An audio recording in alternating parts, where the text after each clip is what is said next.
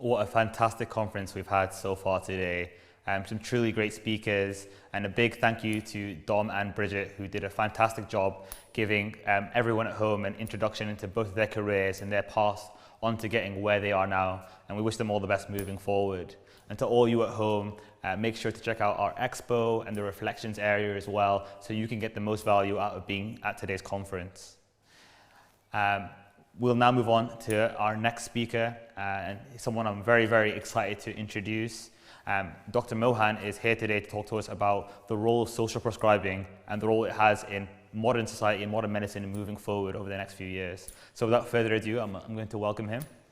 How are you today? Hi, good morning, everybody. Yeah, feeling great and excited to be here. Lovely to speak to you. Fantastic. So why don't you tell everybody at home a little bit about who you are and how you came to be where you are at the moment? Yeah, so my name is Mohan. I'm a GP, so general practitioner, general family physician doctor in Birmingham in the UK. So my background, I've born and bred in Birmingham. I went to university in London, went to medical school, and then done my foundation training, GP training, and then I became a GP around about 5 years ago. But the thing about my personality is that I've always been very inquisitive and always wanted to kind of really challenge and question what is it that we're learning, why are we learning it, and what really makes an impact. And the thing that's always driven me is what is it that can actually genuinely help people? Because the whole reason why we go into healthcare careers is there's something inside us that we really want to help people. And that's been my kind of guiding light. And so in trying to follow that passion, ended up becoming a GP.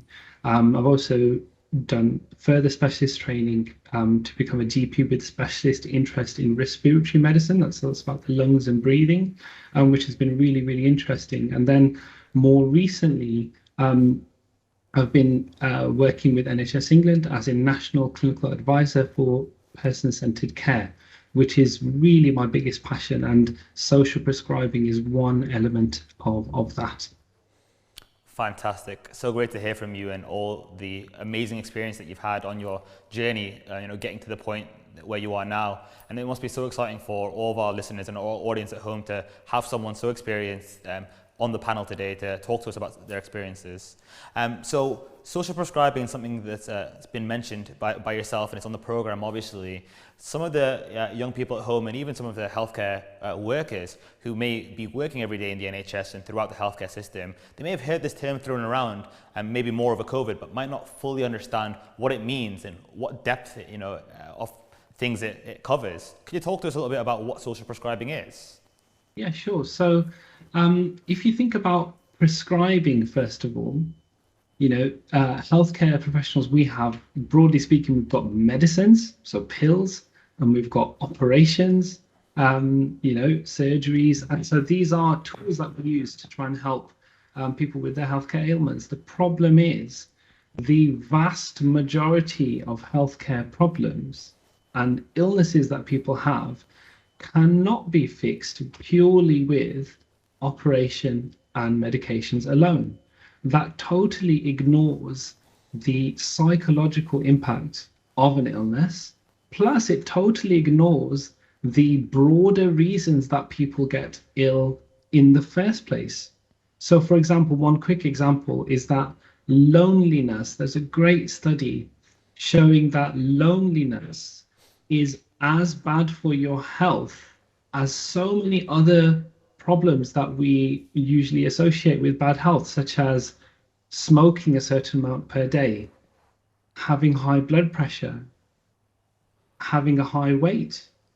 Loneliness is comparable with these kind of risk factors for illness. So if we just use medicine and surgeries to try and help people with their illnesses, we completely miss the factors that are causing them to get ill in the first place. Social prescribing is an attempt at trying to bridge the gap between the healthcare service on the one side and then all of the broader range of support that's available for people in their communities, from families, voluntary groups, community groups, other statutory services, other services such as housing and sorting out benefits and training and employment and all of these other things that we know are massively beneficial for people's health.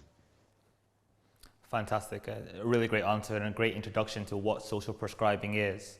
So let's say some of our listeners at home are healthcare workers, they're working in the system and they're used to what you described earlier, prescribing pills or maybe therapies or surgeries. How can they go about knowing, what kind of social prescribing to provide to their patients? Who can provide social prescribing? Is it, GPs? Is it doctors? Is it everyone across the healthcare system? Absolutely. So anyone can do some element of social prescribing. Anyone in the healthcare service and anyone even outside of the healthcare service. If we really listen to somebody and understand what matters to them, then we can understand, well, is it really a pill that they needed, that they wanted? Is it the pill that's going to make the biggest impact for that person in their life? Or is it something else, such as joining a gardening group or joining a local football, Sunday football league, And so in answer to your question, anyone can do social prescribing, but the problem is, as healthcare professionals, we all have our own specialisms. And I logged in earlier, and I think you had some physiotherapists speaking. Physiotherapists are extremely experienced specialist healthcare professionals, and they've got their own knowledge and experience. The problem is, if you then ask an experienced physiotherapist to know all of the details of all of the local community groups and elderly care groups and everything to do with the local benefit system and everything, it's too much. And so the NHS realized over the last 10 to 20 years actually that further specialists in this area of social prescribing are required. And that's why we now have, and this is since 2019, it's a requirement for all GP surgeries across the country to have access to a social prescribing link worker. Now, this is a specialist professional whose entire job it is to know everything about the local situation, what non-medical avenues for help there are for people, and they're specially trained to be able to have these meaningful conversations to understand what matters to somebody, building a long-term relationship with that person over an extended period of time, enough time to make an actual impact and help that person get to where they want to with their health and their life. So in answer to your question, anyone can do social prescribing, but it's really hard for us all to be doing it really well alongside the other parts of our job. That's why we have social prescribing link workers as the specialists in this field.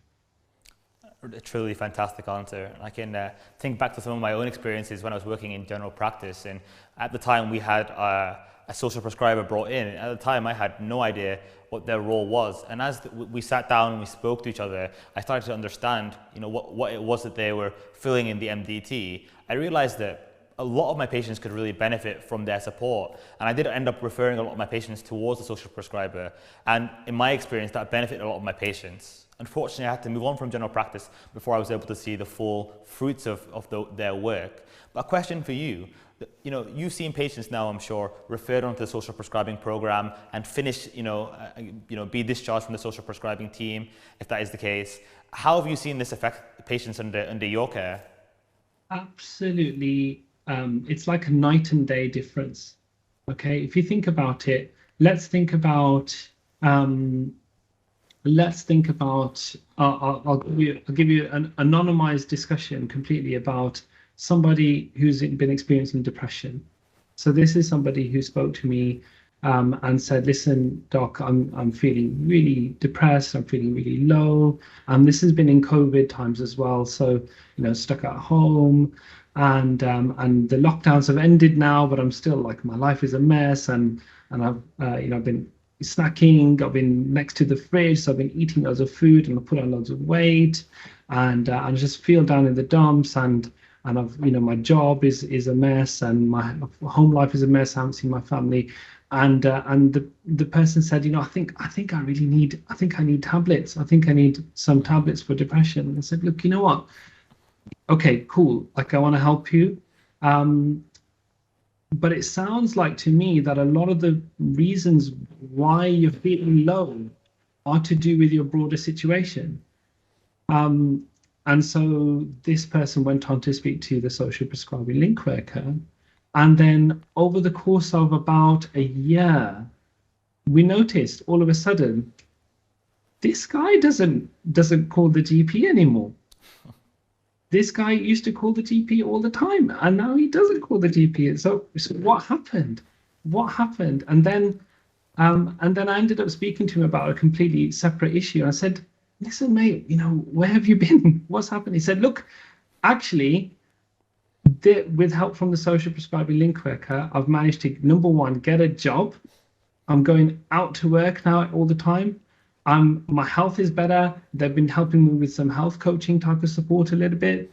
I've managed to engage with my family and friends for the first time. I've had the confidence to get out of the house. I've been going for walks. I've been getting out into nature. And now I'm going to start volunteering in my local, there's a gardening patch nearby. So this guy's life is completely turned around.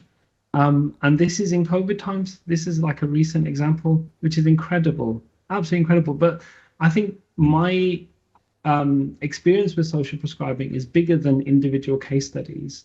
What we know from the data, and this is from projects that I've been involved with, and some amazing work that's going on all across the country, is that when you start to use social prescribing link workers, use their skills, and use their talents to the best of their abilities, you see some major changes in people's health, not just of individuals, but of whole populations. There's an area in England where they've done social prescribing in a really big way before COVID, and they reduced A&E attendances by 20%. So there's 20% fewer people who felt the need to attend the emergency department for serious health problems. Can you believe it? Can you believe that? Amazing. Affect, improving basic things like loneliness and a basic sort out the kind of broader life situation that you have can actually have a massive impact on health. And I'll leave you with one final example from my personal experience. I did a social prescribing project in 2018, and then we tracked the health data of the individuals that came, and we found that we only saw 220 people, but 14 of them who had type 2 diabetes, their blood markers got so good that they would no longer be classed as having type 2 diabetes after a year. And this wasn't a diabetes program. This was a program looking at about healthcare behaviors, health behaviors, food, what affects what you eat, what affects how you move, your social situation, loneliness, your mental health. And we weren't even trying to help diabetes, but we helped it by accident. And this is the beautiful thing about social prescribing, is that it's one therapy or pill that can help so many things. That's the beauty of it. Sounds truly amazing, and a very big shout out to all those social prescribers who are helping throughout the country and really improving the lives of people across all age groups, all races. It sounds like these social prescribers are doing very holistic work and really improving the lives of the patients that they're coming into contact with. Do you think that we need more social prescribers? Is there avenues for people to become social prescribers? Do you have any information about that for those at home who might be interested in what you're saying? Absolutely, absolutely. So number one, we definitely need more social prescribing link workers for sure. And there are open avenues if anybody's out there listening and they want to learn more. So, this sounds pretty interesting. So first step, have a look on the NHS website. There's a whole kind of page there all about social prescribing, what it is and how to get involved. There is also the National Academy for Social Prescribing, NASP. And so that has a lot more information about the role, the requirements, training, how to get training, and jobs, and also even more about kind of the evidence base and the benefit of what within social prescribing actually makes an impact for people. So NHS website, first step for anyone who's interested, and second step is NASP website. These are great resources. There's so many other. There's the there's another National Association of Social Prescribing Link Workers, National Association of Social Prescribing Link Workers. That's a mouthful, man. But yeah, so these are the kind of places that I would advise people to have a look at in the first instance. I mean, there are job opportunities all over the place at the moment. Yeah, in the NHS for this. It sounds like these social prescribers are doing really exciting work, and who wouldn't want to be involved in really helping revolutionize the lives of everyday people in ways where they're not going to need a pill, they're not going to need an operation, they're just going to be able to make their own lives better and take responsibility for that. It sounds really exciting. And you've mentioned a lot of literature and data that supports the use of social prescribers in a wide range of ways. How do you see social prescribing growing in the future? Do you think it's an avenue that is going to grow and grow in the future here in the UK? Most definitely. I think that the UK has taken a lead on this globally.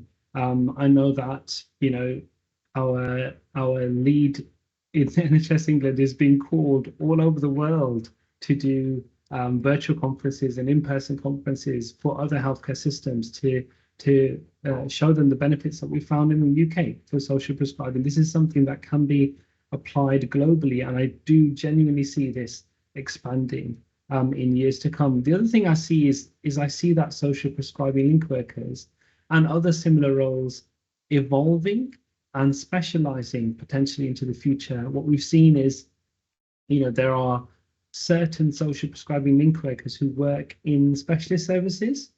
So, for example, in like mental health services or services to help people with musculoskeletal problems. So that's like bones and joints and stuff. So, somebody who's on a waiting list for a knee replacement because they've got really painful knee arthritis could really benefit from a social prescribing link worker helping them through their healthcare journey and potentially addressing some of the basic factors affecting their health. So I see social prescribers specializing. I see there being a lot more of them, and I see the evidence base getting stronger and stronger with every year to come. One of the big things, if I can touch on right now, is the fact that we have a problem in access to healthcare, right? So, there's not enough appointments to go around for the population at the moment. I think that's fair to say. But social prescribing is one of these things that can really, really help. We see from the data, social prescribing link workers having impact and input with somebody reduces their GP attendance, just like the man that I talked to you about before. So that's fewer appointments needed for a particular person, which allows more appointments for other people, which is a win-win for everyone involved. So I definitely see social prescribing being a core part of healthcare future in the NHS and also globally. Hearing about all the great work that social prescribers are doing, I think back to my own rotations through the hospital, through the medical journey, and in every specialty I worked in, now that I know about social prescribers, I think they could have made a real difference to many of my patients and really made their lives easier and guided them in a direction where they could do things for their health that wasn't going to come from me or a surgery and things like that, and things that they could do every day for themselves. So really looking forward to how social prescribers and link workers really integrate themselves into the NHS. It's been very good to hear from you, Dr. Mohan. I think before you go, we'll just take a few questions from the audience. I'm just going to check, see if there's any questions for you from the audience. Sure. So one question from those at home is, how can social prescribing link workers support those who are currently working in the NHS? That is a really good question for whoever asked that. So I think there's two broad answers here. The first thing is about healthcare professionals professionally helping each other with their roles, right? So, and then the second is more kind of a personal impact. So if I touch on the first point, as a GP, if I don't have the right tools in my toolkit to help somebody, then not only is that particular person not receiving the care that they need and want, but also I feel like I haven't done a good job. I feel low job satisfaction in my own role.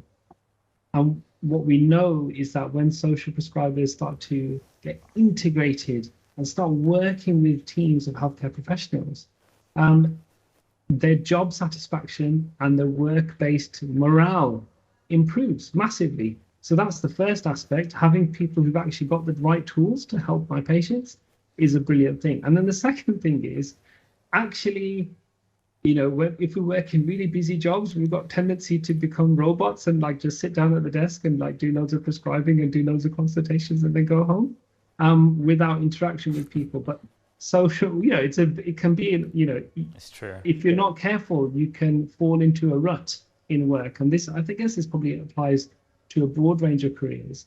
But having a team-based approach, teamwork, regular meetings, checking in with your colleagues, and then also having someone on your team who is an expert when it comes to broader wellness, really, really helps to boost your personal job satisfaction and your personal sense of well-being in the team. So there's two answers to that question. I Great hope, question, by the way. and an even better answer. Thank you so much, Dr. Mohan. And we've got one final question from those at home. And the question is, how can we go about optimizing our own well-being? This is such a great question as well. I mean, I would answer it in two ways. The first thing, and this is something that I often hear from patients and often talk to patients about, is kind of the fundamentals of health. If you think about it, you speak to the doctor, you're often just talking about the disease. You're talking about the illness. It's like an illness-based conversation. It's a problem-based conversation. But actually, if you flip that on its side and say, look, how can we actually create health, from this situation? And there's a couple of key things. Probably the first thing is your quality of relationships. Meaningful, fulfilling, positive relationships with people is really, really important for health. And that's the reason why loneliness is such a big killer. We're not having meaningful relationships with people, and it's hard sometimes. So first one is good quality relationships. Second one is your nutrition, eating well. The problem with that at the moment is that eating well in especially in England is a big problem, because the things that are on offer in the supermarkets are often food that's not good for our health. So there's an issue there, but nutrition is a really, really important thing. Another thing is movement. Your body was made to move. Exercise, we know, is one of the strongest medicines for such a broad range of conditions. And so physical activity, really, really important. And then the last two are sleep, good quality sleep, and then getting enough water, something so simple as that. So these are kind of fundamentals of health. But I think touching on social prescribing is the second part of my answer here, is that everything I've mentioned, you might say, look, if you've got like £1 million in the bank and you've got like a large family and everybody's happy and stuff, and then this is easy. It's easy to get enough sleep potentially, and it's easy to exercise and go to a gym, for example. But in real life isn't like that at all. And that's where social prescribing link workers really come into their own, because they can help people overcome the challenges to the fundamentals of health: relationships, food, movement, sleep, and hydration. Social prescribers can help people overcome the challenges that are preventing people to get this. If you think about it, if we, what we're doing in the health service is we are fixing the problem and then sending the person back into the situation that caused the problem in the first place. So social prescribing can help change that person's situation, which is such a powerful thing to do. Thank you so much for that answer, Dr. Mohan. And myself as a public health registrar, it's lovely to hear you touching on many of the areas where, me and my team over at Black Women with Darwin really work on a daily basis. And it's great to hear that the social prescribers in our area are looking at the holistic health of our population the same way that we are. We might be doing it on a grander scale, but we're really looking at the same problems and looking at health as an equation rather than a problem that we have to solve. And it's got to be a balance between all these things, between education, between nutrition, sleep, exercise. There's so many different domains for us all to master, and social prescribers are just another great addition to that team, hoping to look after our population and helping them look after themselves. So thank you once again, Dr. Mohan, for an absolutely great session. I know I learned a lot, and I'm sure all those healthcare workers and young students at home are now much more aware about the role of social prescribers, which is so important. Do you have any closing words for us? No, just want to say, thank you so much for giving me the opportunity to speak to you today. And, anyone out there who's interested in looking at the holistic health of people, social prescribing is a great avenue for your great career journey. So have a look, NHS website, NASP website, and look forward to seeing you when you are fully qualified social prescribing info case. Absolutely great to hear from you. And hopefully next year we can have you back with some of your social prescribing team as well. Thank you everybody for tuning in for that great session. I know that I've learned a lot from that. We are going to now go to a short break, and we'll be back very soon with the next session. Thank you so much.